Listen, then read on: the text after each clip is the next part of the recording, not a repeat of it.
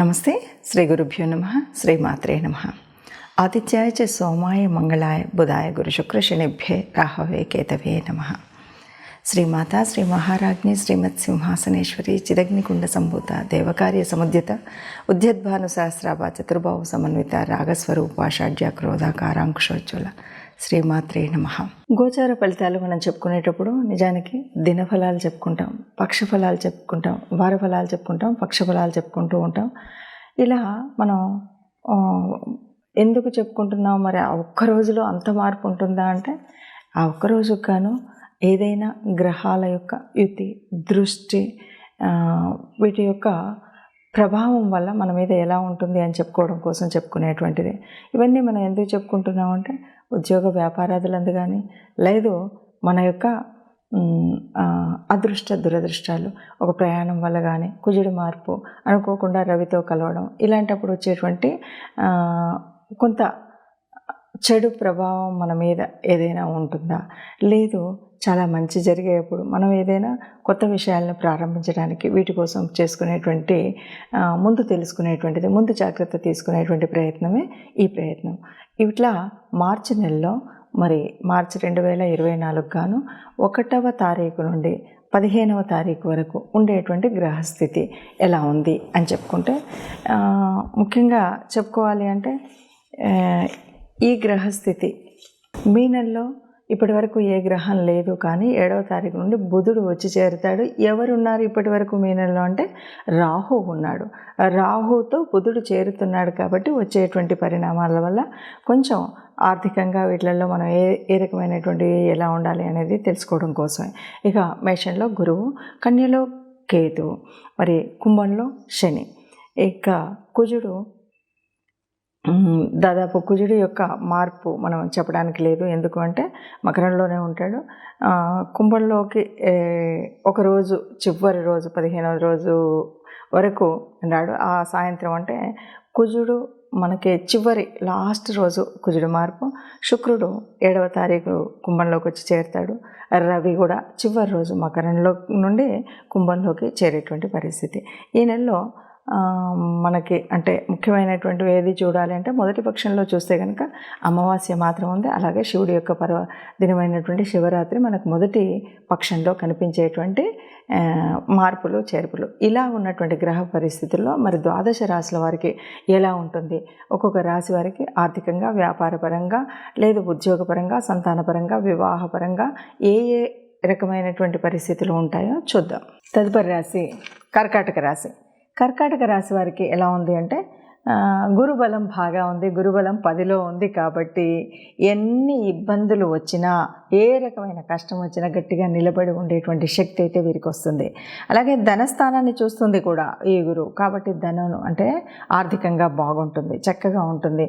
ఏదైనా అగ్రిమెంట్ విషయాల్లో కొద్దిగా శుక్రుడు కూడా ఉన్నటువంటి పరిస్థితిని బట్టి కొద్దిగా జాగ్రత్త తీసుకోవాలి.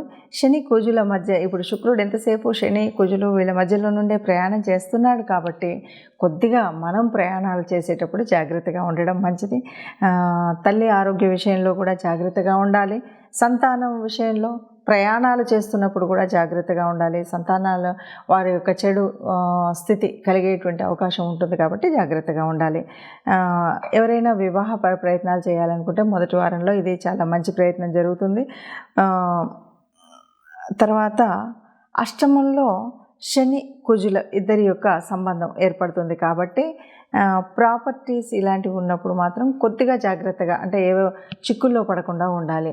మనం ఏదో అనుకోని మనం ఎక్కడైనా సంతకాలు పెట్టడం కానీ, మన ప్రాపర్టీ ఎక్కడైనా కొనుక్కుంటే దానికి సరిహద్దులు అవి సరిగ్గా ఉన్నాయా లేవా ఇవన్నీ కూడా చూసుకోవాలి. పూర్వీకుల ఆస్తులు కూడా మనకు ఆ విషయంలో కూడా జాగ్రత్త. అంటే ఎప్పుడో ఎవరో మన తాత ముత్తాతలు మన పేరు మీద పెట్టారు, నాన్నది మనకు వస్తుంది అని మనం అనుకున్నాం. ఇలాంటి పరిస్థితుల్లో ఇది ఎవరో తన్నుకుపోయేటువంటి పరిస్థితి ఉంటుంది కాబట్టి అలాంటి విషయంలో జాగ్రత్తగా ఉండాలి. అట్లాగే ఇష్టపడిన వారిని వివాహం చేసుకోవాలంటే మాత్రం కొంత ఆలస్యం అవుతుంది. ఈ విషయంలో కూడా అనుకున్నంత వేగంగా ఈ ప్రయత్నం జరగదు. మొత్తంగా చెప్పాలి అంటే ఇక్కడ మనకి శుక్రగ్రహ యొక్క ఆరాధన అయితే మనం మర్చిపోకుండా చేసుకోవాలి. అలాగే ఇష్టదేవత ఆరాధన కూడా చేసుకున్నట్టయితే ఈ ఇబ్బందులు కొంతగా తగ్గించగలిగిన వాళ్ళం అవుతాం. చూశారు కదా మరి ఇప్పుడు ఇప్పటి వరకు ఉన్నటువంటి గ్రహస్థితి ఇలా ఉంది కాబట్టి మరి మనం ఇలా ఉన్నటువంటి గ్రహస్థితిలో ఏదైనా పరిహారాలు చేసుకోవాలి అంటే ఏం చేయాలి? దీనివల్ల ఎందుకంటే దాదాపుగా మనం చెప్పాలి అంటే ఒక మాట చెప్పొచ్చు. ఎప్పుడూ కూడా ఈ గ్రహాల యొక్క ప్రభావం మన మీద ఎలా ఉంటుంది అంటే సహజంగా మన పూర్వపుణ్య ఫలితంగానే ఈ గ్రహాల యొక్క పరిస్థితి అంటే గోచారరీత్యా మారుతున్న జన్మజాతకంలో ఉన్నటువంటి గ్రహాలు కానీ ఇప్పుడు మనకు అంటే ఏళ్ళనాటి శని, అర్ధాష్టమ శని, ఇవన్నీ అష్టమ శని ఇవన్నీ కనిపిస్తూ ఉంటాయి కదా. ఇవన్నీ ఎందుకు ఉంటాయి ఏమిటి అంటే ముఖ్యంగా మనకు మన యొక్క కర్మఫలం వల్ల. ఇప్పుడు మరి ఈ మాసంలో ఈ ఉన్నటువంటి ఫలితాలు ఈ ప్రభావం నుండి ఎలా తట్టుకోవాలంటే ముఖ్యంగా మనం చేయవలసినటువంటి పరిహారాలు ఏవైనా ఉన్నాయా అంటే అన్నింటికీ మించినటువంటి పరిహారం ఒక్కటి నిత్య దేవత ఆరాధన మరవకుండా చేయడం. ఇక రెండవది మనకున్నటువంటి రాహు కేతు ఈ రెండు గ్రహాలు కూడా కొంత ఇబ్బందిని కలిగించేటువంటివి. వాటితో వచ్చినటువంటి ముఖ్యంగా మనకు రాహుతో బుధుడు కలవడం వల్ల వచ్చినటువంటి పరిస్థితి ఏమిటి అంటే బుధుడు అంటేనే మన యొక్క తెలివితేటలను ఎక్కడ ఎప్పుడు ఉపయోగించాలి అని ఆ ఉపయోగించే విధంగా మనకు మార్గదర్శనం అవుతుంది. అలాంటప్పుడు కొద్దిగా తీసుకునే నిర్ణయంలో అటు ఇటు ఉన్నప్పుడు కొన్ని ఇబ్బందులు కలుగుతాయి.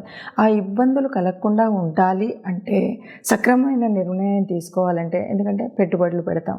ఈ పెట్టుబడులు కనుక సరిగ్గా పెట్టకపోయినట్టయితే తీవ్రమైనటువంటి ఆర్థిక నష్టం వచ్చేటువంటి పరిస్థితి ఉంటుంది. కాబట్టి అలా రాకుండా ఉండాలి అంటే తప్పనిసరిగా రాహు కేతువుల యొక్క ఎందుకంటే బుధుడి యొక్క స్వక్షేత్రంలో కేతువు ఉన్నాడు. బుధుడు ఇప్పుడు ఎక్కడున్నాడో అక్కడ రాహు ఉన్నాడు. ఈ రాహు కేతువుల మధ్యలో నలిగిపోయేటువంటి పరిస్థితి రాకుండా ఉండాలి అంటే తప్పనిసరిగా రాహు కేతువుల ఆరాధన చేయవలసినటువంటి పరిస్థితి దాదాపు ఈ 15 రోజులు అందరూ చేస్తే మంచిది. ఎందుకంటే బుధుడు అనేవాడు అందరికీ ఏదో ఒక చోట బుధుడు ఉంటాడు. కాబట్టి బుధుడు అనేటువంటి వాడు వ్యాపారానికి, మాట తీరుకి, ఒక ఆలోచన పద్ధతికి ఉంటాడు. కాబట్టి ఈ పరిస్థితిని మనము రాహుకేతువులకి దీపారాధన కానీ రాహుకేతువుల జపం చేసుకోవడం కానీ మంత్రం ఉచ్చరించడం కానీ చేస్తే మంచిది. అలాగే ఏళ్ళనాటి శని ప్రభావం పడుతున్నటువంటి రాజులు కొన్ని అంటే శని ఇప్పుడు కొద్దిగా శనిగ్రహ ప్రభావం వల్ల ఇబ్బంది పడుతున్న వారందరూ కూడా శని గ్రహం దగ్గర శని మంత్రం చదవడం ఇలాంటివి చేయాలి. లేదు ఎక్కడైనా సరే గోశాలలో గోగ్రాసం ఇవ్వడం. ముఖ్యంగా కార్మికులు ఎవరైనా ఉంటే వారికి ఏ రోజైనా ముఖ్యంగా శనివారం రోజు పిడికెడన్నం పెడితే మంచిది. ఇంకా అన్నింటికీ మించి కుజుడు, శుక్రుడు, రవి వీళ్ళంతా ఒక్కచోట ఉండడం, ఏ ప్రభావం తెలియకుండా ఉండడం, రవి ప్రభావం వల్ల కొద్దిగా ఇబ్బంది కలగడం ఇవన్నీ ఉన్నటువంటి పరిస్థితి కనుక కుజుడు అంటేనే మనం కుజుడు సరి అయినటువంటి పరిస్థితిలో ఉంటే మంచిది. అలా కాకుండా ఉన్నప్పుడు ఏమవుతుందంటే కోపం వస్తుంది, చికాకు ఉంటుంది, తర్వాత దెబ్బలు తగిలించుకోవడం, ప్రయాణాలలో ఇబ్బందులు కలగడం ఇలాంటి మార్పులు అన్నీ కూడా మనకు కనిపిస్తాయి. కాబట్టి కుజగ్రహ అనుగ్రహం కోసం కూడా మనం కుజ ఆరాధన చేయడం. ముఖ్యంగా మంగళవారం రోజు సుబ్రహ్మణ్య స్వామిని ఆరాధించడం. సమయం లేదు, వీలు లేదు, ఇంట్లోనే సుబ్రహ్మణ్య స్వామిని ఒక ఎర్రటి పూలు 2 పెట్టి ప్రార్థించడం. వీలైతే ఈ మాసంలో వీలైనప్పుడు కొంచెం కందిపప్పు లాంటిది ఎవరికైనా దానం చేయడం. ఇలాంటివి చేస్తే గనక కుజగ్రహం ఉన్నటువంటి ప్రభావం వల్ల కానీ శనిగ్రహ ప్రభావం వల్ల కానీ వచ్చేటువంటి ఏదైతే దుష్పరిణామాలు ఉన్నాయో అవి రాకుండా ఉంటాయి. అలాగే మనకి రాహుకేతువుల యొక్క పూజా విధానాన్ని చేసుకున్నట్టయితే ఈ ఇబ్బందులు ఏవి ఉండకుండా ఉంటాయి. ఏది ఏమైనా సరే ఈ మాసంలో ఈ మాసంలో కానీ ఒక్క నిమిషం ఏది ఏమైనా సరే మనకు ఇప్పుడు జరుగుతున్నటువంటి గ్రహస్థితి మూలంగా వచ్చేటువంటి చెడు జరగకుండా ఉండాలంటే ఈ పరిహారాలు చేసుకోవడం మంచిది. అలాగే అందరూ సుఖంగా ఉండాలి, అందులో మనము ఉండాలని భావిస్తూ సర్వే జన సుఖినో భవంతు. నమస్తే.